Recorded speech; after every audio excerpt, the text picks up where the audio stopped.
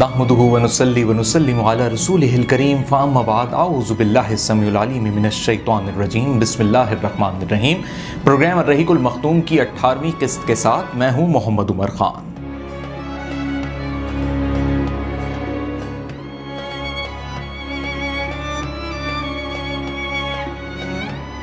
नाज़रीन मोहतरम, इस किस्त में हम आपको बताएंगे कि कुरैश अबू तालिब की खिदमत में आए हैं और कुरैश का एक पूरा डेलीगेशन, जिसमें कुरैश के मुख्तलिफ़ कबाइल के सरदार एक पूरा वफ्द बन के अबू तालिब की खिदमत में आया है। और गुज़िश्ता किस्त में हमने आपको बताया कि जब खुली तबलीग का आगाज़ हुआ और जब कोहे सफ़ा पे जाके आप सल्लल्लाहु अलैहि वसल्लम ने तमाम अहले अरब अहले कुरैश को अल्लाह के दीन की जानिब राग़िब किया, दावत दी, बुलाया, तो ये एक बड़ी कशमकश वाली कैफियत पैदा हो गई इन तमाम तर अहले अरब और बिलखुसूस कुरैश के दीगर कबाइल के सरदारों के लिए, क्योंकि उनकी सरदारियों की जो असास और जो कह लीजिए कि जो बुनियाद थी वो ये ही बुत परस्ती थी। इन्हीं बुतों की वजह से तो वो समझे जाते थे कि दीगर कबाइल में बड़े वो अफजल हैं और दीगर जो रियासतें हैं या जो दीगर दूर दराज के इलाके हैं उनमें अहले अरब अपने आप को जो मनवाते थे वो इसी वजह से मनवाते थे। तो जब उन्हें ये लगा कि उनकी शान व शौकत तो ख़त्म हो जाएगी, तो अब वो अपनी शान व शौकत कैसे बचाएं। और एक ऐसा शख्स, एक ऐसी शख्सियत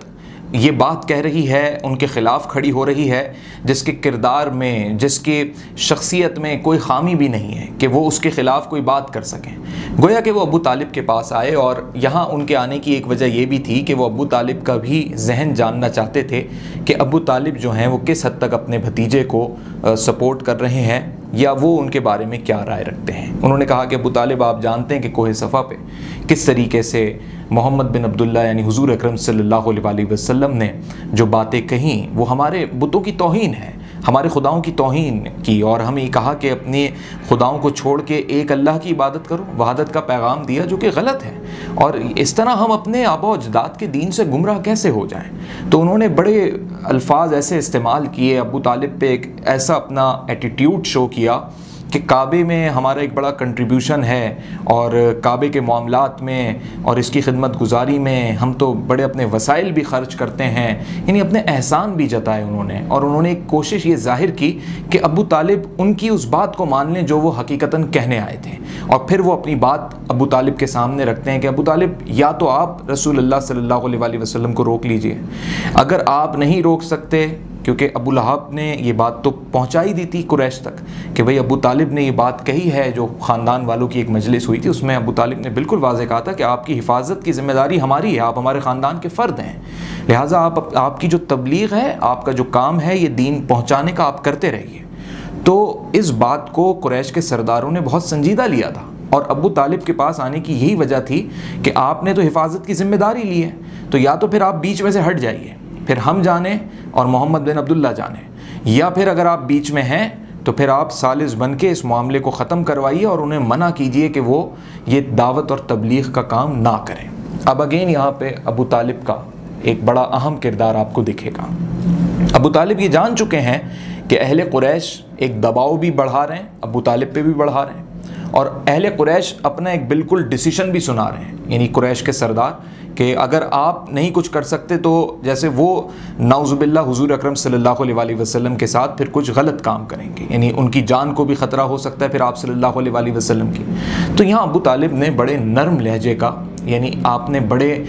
ये कह लीजिए कि माहौल को और सूरत हाल को समझते हुए अबू तालिब ने बड़ी सूरत हाल को संभाला और उनको ठंडा किया, यानी वो जिस शदीद गम गुस्से के साथ आए थे। आप के चचा ने, अबू तालिब ने उन्हें बड़ी नरमी के साथ ये बताया कि देखो, तुम जानते हो मोहम्मद बिन अब्दुल्ला को, और तुम ये भी जानते हो वो सादिक व अमीन है, तुम ये भी जानते हो कि पूरा अहले अरब उन्हें पसंद भी करता है, उनकी बात को लोग मानते भी हैं, लेकिन क्या उन्होंने कोई ऐसी बात की जिससे तुम्हारी जानों को कोई ख़तरा लाहिक हो? क्या उन्होंने कोई ऐसी बात की कि जिससे तुम्हारे घर वालों को कोई ख़तरा लाहिक हो या उनकी जानें चली जाएँ या वो हलाक हो जाएँ?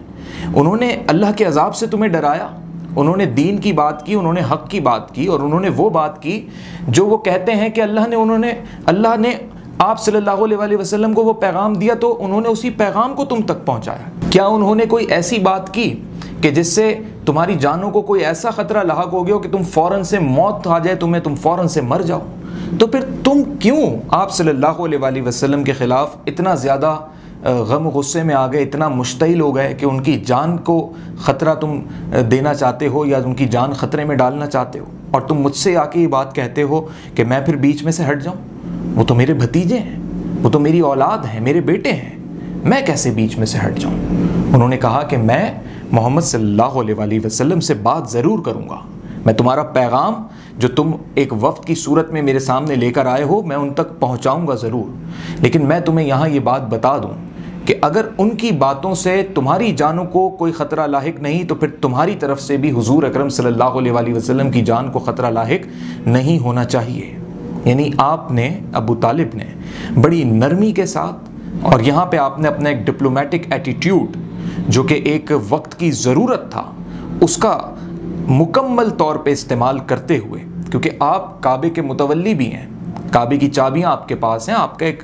रोब मर्तबा और आपकी एक शख्सियत है, आपने उन पे अपनी बुज़ुर्गी का भी बताया कि मैं भी तुम्हारे लिए मोहतरम हूँ, मुझसे भी तुम कोई ऐसी चीज़ नहीं समझना कि मैं तुम्हारे दबाव में आ जाऊँगा और तुम्हारे दबाव में आके अपने भतीजे को मैं चुप करवा लूँगा। उन्होंने बिल्कुल वाज़े किया कि तुम जो अपनी बात लेके आए हो मैं वो बात ज़रूर पहुँचा दूँगा, लेकिन तुम अभी लौट जाओ और जो मेरा भतीजा यानी मोहम्मद सल्लल्लाहु अलैहि वसल्लम अपना काम कर रहे हैं उनको करने दो। अगर वो अपने काम में सच्चे हैं तो फिर उनको करने दो,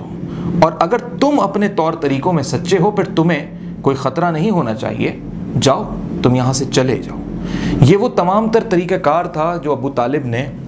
अहले कुरैश के इस वफ़द को ठंडा करके और एक तरीके से बहुत इज़्ज़त के साथ समझा के वापस भेज दिया। और यहाँ आप सल्लल्लाहु अलैहि वसल्लम की जानिब से या उनके जहनों में जो बात होगी उस वक्त कुरैश के वफ़द में, उस बात को भी उन्होंने ज़ाइल कर दिया, मिटा दिया, कि वो ये ना समझें कि हुज़ूर अकरम सल्लल्लाहु अलैहि वसल्लम अकेले हैं, तन्हा हैं और अबू तालिब उनके साथ नहीं। और यहाँ ये बात भी उन तक पहुँचा दी कि मैं तुम्हारी बात तो उन तक पहुँचा दूँगा, लेकिन ये ना समझना कि हुज़ूर सल्लल्लाहु अलैहि वसल्लम तन्हा हैं और अबू तालिब उनके लिए खड़े नहीं होंगे। अबू तालिब ने उनकी हिफाजत की बात की है तो अबू तालिब उनके साथ हैं। तो यहाँ ये डेलीगेशन कुरैश का वापस लौट जाता है और ये समझते हैं वापस आके कि इन्होंने अबू तालिब से जो बातें की तो अबू तालिब उन्हें उनका पैगाम पहुंचा देंगे और फिर रसूलुल्लाह सल्लल्लाहु अलैहि वसल्लम शायद अपने तबलीग के काम से पीछे हट जाएं या जो आगे का मरहला होगा। लेकिन यहाँ अहले कुरैश ये भी जानते हैं कि उनको इस डेलीगेशन मीटिंग में नाकामी हुई, यानी उनका जो वफ़द गया वो अपनी बात मनवा नहीं सके अबू तालिब से। तो वापस आके एक शूरा पूरी बैठती है, यानी ये जितने कुरैश के कबाइल हैं उनके सरदारों की एक शूरा लग जाती है, एक कमेटी बनने पे आ जाती है और एक पूरी मीटिंग होती है और उसमें वलीद बिन मुगैरा को बुलाया जाता है। तो वलीद बिन मुगैरा के पास सब जमा हो जाते हैं और सब जमा होकर ये कहते हैं कि वलीद अब तुम बताओ हम क्या रास्ता इख्तियार करें। यहाँ पे एक और मसला अहले कुरैश के लिए ये आन खड़ा हुआ था कि हज का वक्त करीब आ गया था, हुज्जाज की आमद का सिलसिला शुरू होने वाला था और हाजी तो यमन से भी, शाम से भी, अरब के दीगर इलाकों से आते थे काबे की ज़ियारत के लिए, काबे के तवाफ़ के लिए। तो उनको ये ख़तरा और फ़िक्र लाहिक हो गई कि जब ये आएंगे हाजी और आप सल्लल्लाहु अलैहि वसल्लम तो सबके लिए मोतबर हैं और आप सल्लल्लाहु अलैहि वसल्लम को सब जानते हैं कि आप अबू तालिब के भतीजे हैं। आप सल्लल्लाहु अलैहि वसल्लम का किरदार, आपकी सखावत और आपकी मेहमानदारी, आपकी दयानतदारी सबके सामने वाज़े है। तो जब आप सल्लल्लाहु अलैहि वसल्लम अपना ये पैगाम पहुंचाएंगे या किसी से बात करेंगे और हज के मौके पे तो एक बड़ा मजमा लग जाएगा और उस मजमे से अगर आप सल्लल्लाहु अलैहि वसल्लम ने ये बात कह दी तो ऐसा ना हो कि ये वो सारे लोग जिन्हें हम बड़ा दबा के रखते हैं, बड़ा कसमा पुरसी में रखते हैं, जिनको हम जुल्म सितम करके अपने से कमतर दिखा के रखते हैं, अगर वो आप सल्लल्लाहु अलैहि वसल्लम पे ईमान ले आए तो आप सल्लल्लाहु अलैहि वसल्लम की स्ट्रेंथ मजबूत हो जाएगी, आप ताकत में, लोगों के साथ आपका एक हुजूम जमा हो जाएगा। तो ये वो उनको फ़िक्र लायक हुई कुरैश के सरदारों को और वो इस पर बैठ गए और फिर वलीद बिन मुगैरा से राय ली कि क्या करें। तो वलीद बिन मुगैरा ने कहा कि भाई आप लोग पहले बताएं कि आप लोगों की क्या राय है, क्या इसमें तरीक़ाकार अपनाया जाए। तो अबू लहब ये तरीका अपनाता था कि जहाँ जहाँ आप सल्लल्लाहु अलैहि वसल्लम को इनफरादी तौर पे बात कहते, किसी से, किसी ताजिर से उसे अल्लाह का दीन बताते और अज़ाब इलाही से उसको वाकिफ़ करते और उसको ये कहते कि तुम दीन इलाही की तरफ आओ, अल्लाह को मानो और मैं अल्लाह का रसूल हूँ, तो अबू लहब ये करता कि वो मतलब पीछे पीछे उनके लगा रहता, यानी आप सल्लल्लाहु अलैहि वसल्लम के, और रैकी करना इसको कहते हैं, रैकी करता। और जहाँ आप सल्लल्लाहु अलैहि वसल्लम तबलीग करके रवाना होते वहाँ आके कहता कि उनकी बातों में नहीं आना, और उनकी बातें तो बस ऐसे ही हैं, वो नादानी वाली बातें करते हैं, नाउज़ुबिल्लाह ऐसे ऐसे कलमात अदा करता जिसके लिए अल्लाह ने उस पर लानत की, उसे गारत करार दिया। तो ये अबू लहब का तरीका था। तो जब फिर सब वलीद बिन मुगैरा के पास जमा हुए तो पहले वलीद बिन मुगैरा ने उन सब से एक वादा लिया कि देखो हम ये स्ट्रेटजी यानी हिकमत अपनाते हैं कि हम सब ने एक ही रास्ता इख्तियार करना है, जो हम करेंगे काम वही सब ने फिर करना है, यानी हम आप सल्लल्लाहु अलैहि वसल्लम के ख़िलाफ़ एक प्रोपेगेंडा करेंगे और सब ने वो फिर एक ही झूठ बोलना है। इस पे सब ने एक तरीके से बैत कर ली कि हाँ जी ठीक है हम यही करेंगे। अब करना क्या था, वो काम क्या होगा, तो पहले वलीद बिन मुगैरा ने सबसे राय ली। तो जो राय लोगों ने दी वलीद बिन मुगैरा को, उसमें सबसे पहली राय ये आई कि हम आप सल्लल्लाहु अलैहि वसल्लम को नाउज़ुबिल्लाह सुम्मा नाउज़ुबिल्लाह काहिन कहेंगे, उन पे एक इल्ज़ाम लगाएंगे कि वो काहिन है, उनकी बात कोई ना माने। यानी जब हाजी आएंगे तो हम पहले हाजियों को बता देंगे कि भाई मोहम्मद जो है नाउज़ुबिल्लाह सुम्मा नाउज़ुबिल्लाह वो काहिन है, उनकी बात ना माने। काहिन कौन होते हैं? जो गुनगुना के शायरी करते हैं, नगमे सुनाते हैं, और उनकी जो बातें होती हैं वो बड़े दिल को इत्मीनान और सुरूर देती हैं। तो उन्होंने कहा हम इस तरीके से कहेंगे। तो वलीद बिन मुगैरा ने कहा कि नहीं, कोई भी नहीं मानेगा, क्योंकि उनमें तो ऐसी कोई खुसूसियत है नहीं कि वो कोई गुनगुनाते हों या कोई गुनगुनाहट हो, तो लिहाजा काहिन उनको कोई नहीं मानेगा, ना वो इस किस्म की कोई शायरी करते हैं। फिर उसके बाद लोगों ने कहा कि फिर हम उन्हें पागल कह देंगे, नाउज़ुबिल्लाह सुम्मा नाउज़ुबिल्लाह। तो फिर वलीद बिन मुगैरा ने कहा कि कोई भी नहीं मानेगा, यानी सब उन्हें जानते हैं कि वो तो बड़ी इल्म व हिकमत और दानाई वाली बात करते हैं। और मैंने आपको माजी की किस्त में बताया कि हजर अस्वद का जब तनाज़ा हुआ तो उसको हल करवाने में आप सल्लल्लाहु अलैहि वसल्लम ने कितनी हिकमत वाला काम किया कि सबको चादर का एक एक कोना पकड़वाया था, और फिर वो हजर अस्वद अपने मकाम पे तायुन हुआ उसका। तो उसने कहा वलीद बिन मुगैरा ने कि कोई नहीं मानेगा अगर ये पागल वाली बात भी करेंगे। तीसरा एक ने मशवरा दिया कि हम उन्हें शायर कह देंगे, कि उनका वो जो बातें वैसे भी करते हैं। जब कलाम इलाही नाजिल हुआ और जो अल्लाह रब्बुल इज़्ज़त की सूरतें थीं, तो वो कुछ ऐसी सूरतें थीं कि उसके अल्फाज आपस में मिल रहे होते थे, इख्तिताम जब हो रहा होता था सूरतों का, तो उसने कहा हम शायर कह देंगे। तो वलीद बिन मुगैरा ने कहा वो शायर भी नहीं है, क्योंकि अरब के लोग शायरी से बहुत हद तक वाकिफ़ हैं, और शायरी के जो सुखन होते हैं वो समझते हैं उसको, कि शायरी शुरू कैसे होती है, हम वज़न होता है उसके मिसरे और उसकी सारी चीज़ें। तो उन्होंने कहा उनमें, उनके कलाम में कोई ऐसी शायरी वाली चीज़ें नहीं हैं। फिर चौथी ये राय आई कि हम उन्हें जादूगर कह देंगे, और जादूगर कहने से ये होगा कि लोग मान जाएंगे। तो वलीद बिन मुगैरा ने कहा लोग ये भी जानते हैं कि वो जादूगर नहीं है, जादूगरों की अपनी एक कैफियत होती है। जादूगर जो हैं वो इस किस्म की चीज़ें लफ्ज़ों से बयान नहीं करते, जादूगर तो उनके अमलियात होते हैं। और आप सल्लल्लाहु अलैहि वसल्लम के बारे में चारों इल्ज़ामात अगर हम लगाते हैं तो ये इल्ज़ामात कोई नहीं मानेगा। तो फिर सब ने वलीद बिन मुगैरा से कहा फिर तुम ही बताओ, हम कहें तो क्या कहें, किस तरीके से हम हाजियों का दिमाग वरगलाएं, क्योंकि वो तो आप सल्लल्लाहु अलैहि वसल्लम के दीन हक़ की बात को तस्लीम कर लेंगे। तो वलीद बिन मुगैरा ने ये फ़ैसला किया कि फिर ठीक है हम ऐसा करते हैं, इन चारों में से जो सबसे बेहतर लग रहा है वो जादूगर वाला है, यानी हम जादूगर का इल्ज़ाम लगाते हैं, नाउज़ुबिल्लाह सुम्मा नाउज़ुबिल्लाह। और ये इल्ज़ाम हम इस तरह लगाते हैं कि वो जो कलाम सुनाते हैं उसमें एक जादू है, और उसके जादू की वजह से भाई भाई में लड़ाई हो जाती है, माँ बेटे में लड़ाई हो जाती है, शौहर बीवी को छोड़ देता है, घर में फसाद हो जाते हैं। अब ये वो तमाम तर बातें थीं जो वलीद बिन मुगैरा ने अपने अजम्पशन पे की थी, और ये इस तरह से हो रही थी कि जो इस्लाम को कबूल कर लेता था तो उसके घर में ही झगड़े शुरू हो जाते थे। यानी कई सहाबा ऐसे थे कि जब उन्होंने अपने वालिदैन को जाके बताया तो उन्होंने मतलब अपने औलादों को डांटा। एक सहाबी के बारे में तो ये भी वाक़या है कि उसकी माँ ने कहा कि मैं तेरी आइंदा शक्ल नहीं देखूंगी, कि तू मर भी जाए और मैं मर जाऊं तो मेरी मौत पे तू ना आना। तो ये वो तमाम तर जुमले और सख्तियाँ थीं, ये वो वाक़यात थे जो अरब में जब फैले।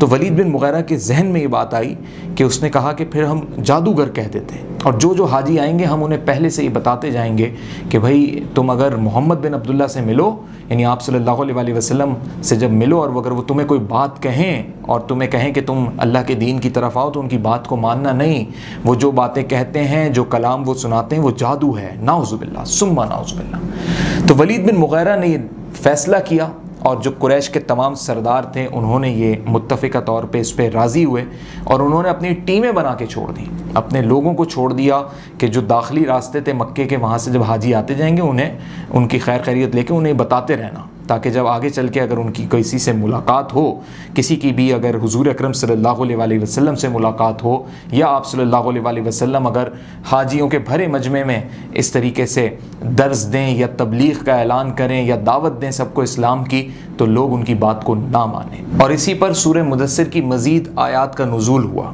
जो कि वलीद बिन मुग़ीरा के हवाले से अल्लाह का हुक्म हुआ या अल्लाह का कलाम है। और ये आयात हैं 11 से लेके 26 तक, जिसमें अल्लाह रब्बुल इज़्ज़त ने वलीद बिन मुग़ीरा पे लानत भी की है, उसे गारत करार दिया है। और वो जो आयात हैं उनका तर्जुमा ये है कि उसने सोचा, यानी वलीद बिन मुग़ीरा ने सोचा और अंदाज़े लगाना शुरू किए तो वो गारत हो। और अल्लाह ने फरमाया उसके बारे में, उसने कैसा अंदाज़ा लगाया फिर वो गारत हो।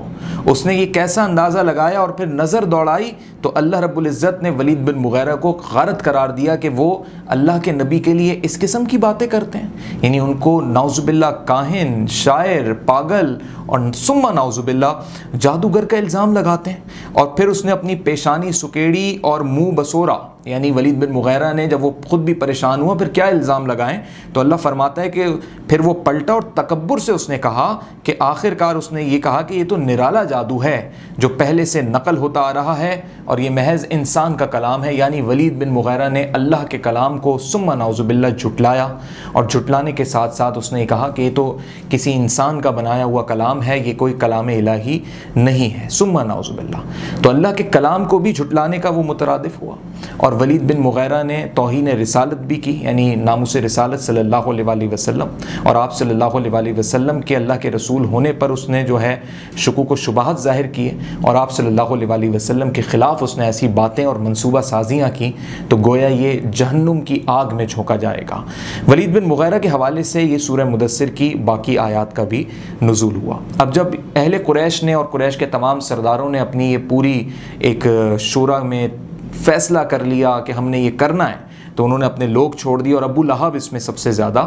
तेज़ी से काम करते रहे। वो जा के जो हाजियों के काफ़िले थे, जहाँ पे वो ठहरते थे, उनके जो खैमे थे, वहाँ जा के उन्हें बताते थे कि देखो भाई, तुम्हारे पास मोहम्मद बिन अब्दुल्ला आएंगे, वो ऐसी बात कहेंगे, तुम उनकी बातों में नहीं आना। और नाउज़ुबिल्लाह उन्हें नादान के अल्फाज से पुकारते थे, सुम्मा नाउज़ुबिल्लाह, यानी बेहुरमती, बेअदबी की इंतहा थी कि आप अल्लाह के रसूल को, उनके बारे में आप ऐसी बातें कर रहे हैं। एक ऐसे अल्लाह का रसूल जिसे आप जानते हैं कि उसने 40 बरस, बल्कि 40 से ज़्यादा, तो ये 44वां और 45वां साल है आपकी उम्र मुबारक का, कि 44 बरस उन्होंने आपके साथ गुजारे, इसी मक्का में गुजारे। आप उनका करैक्टर जानते हैं, आप उनका किरदार जानते हैं, आप उनकी शाइस्तगी, उनके मिजाज की नरमी को जानते हैं, आप उनका हुस्न सलूक जानते हैं। वो तो जानवरों के साथ हुस्न सलूक करते हैं कि परिंदे और जानवर जो है उनके लिए पानी भर भर के रखते थे आप सल्लल्लाहु अलैहि वसल्लम कि वो कहीं प्यासे ना रहें। तो ऐसे शख्स के बारे में आप ऐसे ऐसे इल्ज़ामात लगाते हैं। अबू लहब ने इस किस्म की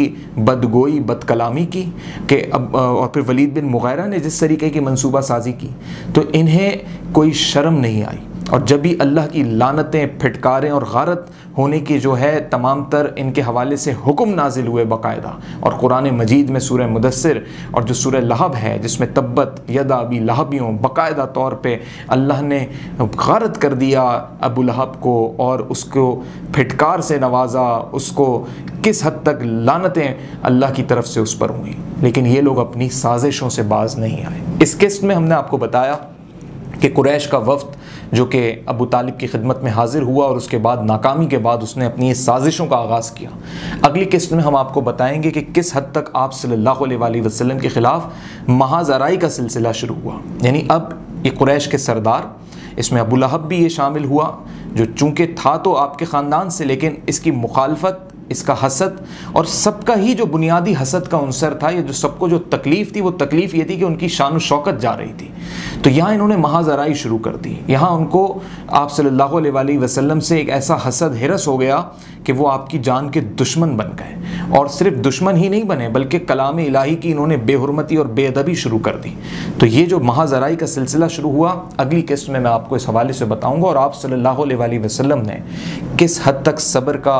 पैमाना आप यहाँ देखेंगे कि आपको पूरे सुरोए ज़मीन पे इतना साबिर कोई नहीं मिलेगा जो सब्र आप सल्लल्लाहु अलैहि वसल्लम ने किया। क्योंकि जब आपके अपने वो लोग जिनमें आपका बचपन गुजरा हो, आपको वो बचपन से जानते हो और आपने बचपन से उन्हें देखा हो, और ये मुआशरे के वो लोग, सोसाइटी के ये अफराद जब आपके अगेंस्ट खड़े होते हैं और आपको झुटलाते हैं, और वो भी एक ऐसी बात पे जो हक बात है, जिसकी दलाइल मौजूद हैं, जिसकी हक्कानियत है, उस पे जब आपके सामने वो सफ़ आ रहा होते हैं और अपनी ताकतें आजमाते हैं और आप पे झूठे इल्ज़ाम आपकी किरदार कशी पे आ जाते हैं, तो फिर आपका दिल कैसा होता है। तो सोचिए आप सल्लल्लाहु अलैहि वसल्लम ने क्या क्या चीज़ें महसूस की होंगी और किस तरीके से आप साबित कदम रहे कि आप सल्लल्लाहु अलैहि वसल्लम दीन हक से पीछे नहीं हटे। अगली किस्त में हम आपको ये बताएंगे, और इस किस्त में, इस बयान में जाने अनजाने में मुझसे अगर कोई गलती सरजद हुई तो मैं अल्लाह के हुजूर मुआफ़ी का तलबकार हूँ। अस्सलामु अलैकुम व रहमतुल्लाह।